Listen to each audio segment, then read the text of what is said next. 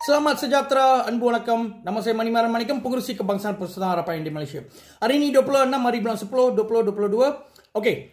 Saya sudah bersedia untuk kempen Pakatan Harapan iaitu Dato' Seri Anwar Ibrahim di Parlimen Tambun. Okey. So saya sudah print lah sebanyak 3,000 helai untuk mengedarkan kepada pengundi-pengundi di Parlimen Tambun, dan juga kalau boleh saya mungkin akan jelajah seluruh negara lah di mana MIC bertanding.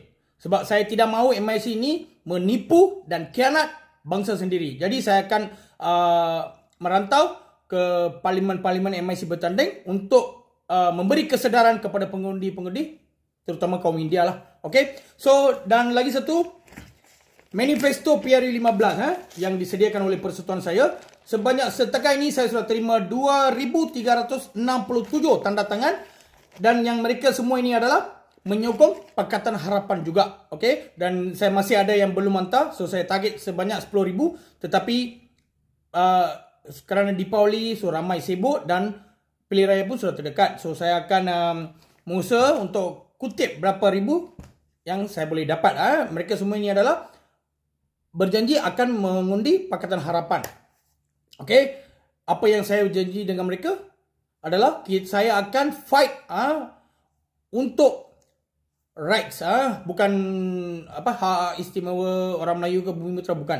Apa yang ditipu, apa yang dikhianat oleh parti MIC sendiri terhadap kaum India sebagai mitra penjana perkeso. Penjana perkeso itu melibatkan semua kaum. Itu adalah wang caruman, titik perlu pekerja. Okey. So, dan memanglah saya pun sudah dapat terima satu ugutan daripada seorang bernama Kadir daripada Parti Perikatan Nasional, geng Peja kot. Dia kata saya langgar kawasan. Memanglah terror dia kan. Oi, gangster. Macam ni dia pun tak boleh keluar lah daripada Tambun. Tak boleh pergi pekan ke apa, langgar kawasan juga. Memang bodoh lah kadang-kadang ni India ni. Okey. Sebab apa? Dalam Michael pun sudah tulis Malaysia. Dalam Malaysia kita mana-mana pun boleh pergi. Warga asing pun datang sini. Dia seluruh Malaysia mana-mana pergi. Mana-mana pun dia pergi. Adakah ini Kadir berani pergi tegur dia orang? Kadang-kadang inilah yang kita kata. Kadang-kadang kaum India ni memang suka tunjuk hero dekat kaum India ni. Tapi saya tak pernah tengok muka ini si Kadir ni. Mana-mana protes ke, bantan ke, untuk hak India ke, kaum India ke apa. Saya tak pernah tengok. Tak apa. Saya tak takut dengan sesiapa. Kena potong tetap sini, kena tetap sini, cubaan bunuh 2 kali pun saya tak takut dengan MIC. Ini Kadir siapa? Okay. So, kita berani. Akan bersemuka dengan sesiapa pun. Kita pergi untuk berkempen. Saya turun. Okay, walaupun saya tidak dapat sokongan daripada mana-mana PKR, ahli PKR, pemimpin PKR ataupun Pakatan Harapan pun, saya masih akan kempen untuk Pakatan Harapan. Sebab apa? Prinsip saya satu saja. Tukarkan kerajaan, membawa satu pimpinan yang baru untuk memajukan negara dan menjaminkan masa depan anak muda kita, termasuk anak saya sekali, daripada gejala dada, gangsterism, macam-macam lah. So, saya tidak perlu takut untuk sesiapa dan saya tidak perlu sokongan daripada sesiapa. Saya yakin diri sendiri, self-confidence, dan saya ada beberapa pengikut saya daripada NGO saya akan ikut dan kami akan berkempen. Mungkin orang fikir sendiri takut kot. Kalau saya kenal dengan Dato' Seri Anwar Ibrahim, mungkin saya sudah jadi menteri kot. Tak ada. Saya buat ini bukan untuk apa-apa jawatan.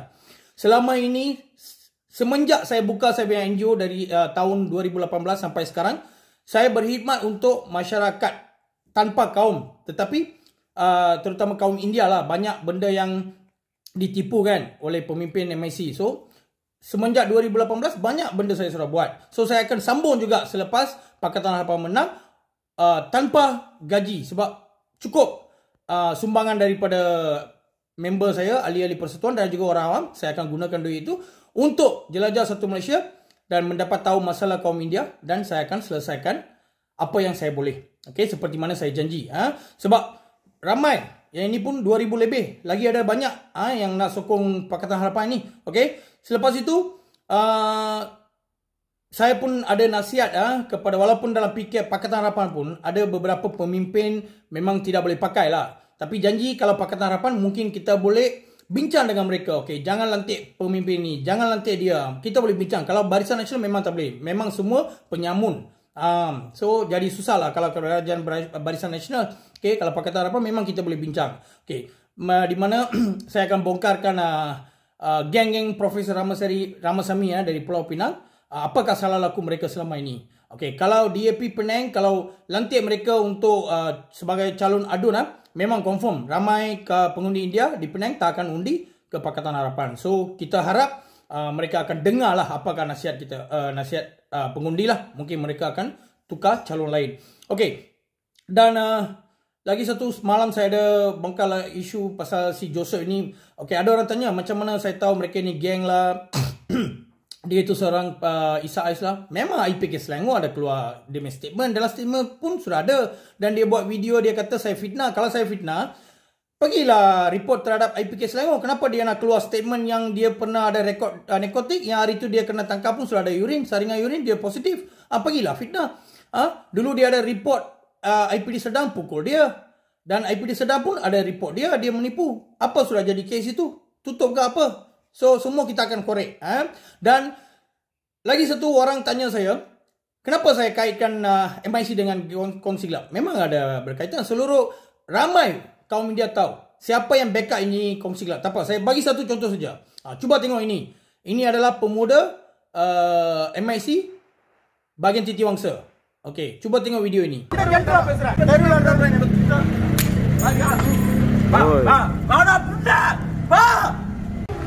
Ada.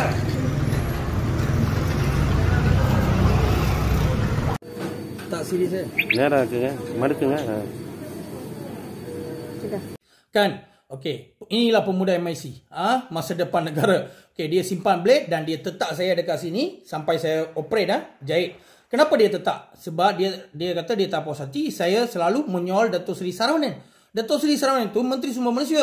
Satu ayam pun boleh menyoal dia kalau salah laku. Kenapa saya tak boleh menyoal? Bila saya dapat tahu ada banyak penyelewengan Dana Mitra, Penjana Perkeso, so saya menyoal lah. Dan dia kata dia tidak puas hati. Apabila saya pergi ke SPRM untuk buat aduan, untuk serahkan aduan, di situ pun geng MIC sudah turun. Cuba tengok gambar ini. Gambar ini Joseph Prakash sebelah. Okey. Bukan ini saja. Cubaan membunuh kali pertama berlaku di Kajang. Pada hari yang saya nak serahkan aduan kedua terhadap Ketua Wanita MIC Mohana Muniandi tentang yang saya mengesyaki dia membeli harta menggunakan dana Penjana Perkeso. Tengok, ini adalah cubaan membunuh terhadap saya. Dan siapakah yang arrange yang tahu tempat saya tinggal pada hari itu, kereta saya semua, siapa yang hantar? Cuba tengok gambar ini dan gambar si yang bersubahat dengan cubaan membunuh ini. Walaupun dia sudah ditahan reman, tetapi saya tak tahulah apakah tindakan polis selepas itu. Inilah kan. Ini hanya contoh saja. So yang berlaku dekat Kajang itu, saya pun tahu siapa yang mengarahkan, siapa yang belakang insiden ini. Ada juga ketua-ketua Kongsi Gelap di Kajang mengarahkan budak mereka. Saya tahu, tapi tak guna saya report. Saya tahu takkan jalan kes. Sebab tu kita nak tukar kerajaan supaya kalau BN dan MIC masih ada, memang masa depan pemuda kita tak kira lah kaum mana apa pun tak kira, akan hancur. Okay, so akan hancur. MIC ini memang ada banyak gangster. Macam gangster sudah ada satu kuasa.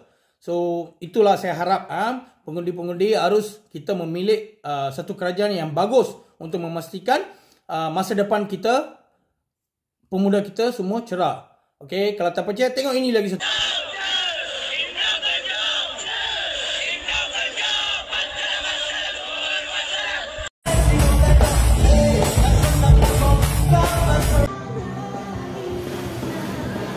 Hoi, hoi ya, hoi. Hoi. Kan? Tengok mereka menari. So MIC bagi anak-anak muda ini bagi satu keseronokan. Tahu tak apa arti lagu tu? Nung gonja, patala suruh patala. Tahu tak apa arti? Mau tambah lagi, tara cukup, mabuk tara cukup. Inilah. So kalau BN menang apa akan jadi? Habislah. Bukan MIC saja tahu. Baru-baru ni saya tengok satu video klip Barisan Nasional pun sama juga. Tok Mat memberi arahan gempur kedai kopi, pecah meja, buat semua, saya ada. Kedai kopi yang menjadi sarang kepada orang memfitnah kerajaan, gempur kedai kopi tersebut. Tanyang dia. Balikkan meja dia. Kalau dia tangkap dengan polis, saya jamin. Itulah Barisan Nasional. Apakah masa depan anak muda kita? So sebab itu kita harus tukar kerajaan supaya kita dapat menjaminkan anak muda kita dan negara kita maju. So saya akan update time to time. Selepas ini saya akan update tentang Weda, seorang pengkhianat, dan juga geng Profesor Ramasamy. Terima kasih.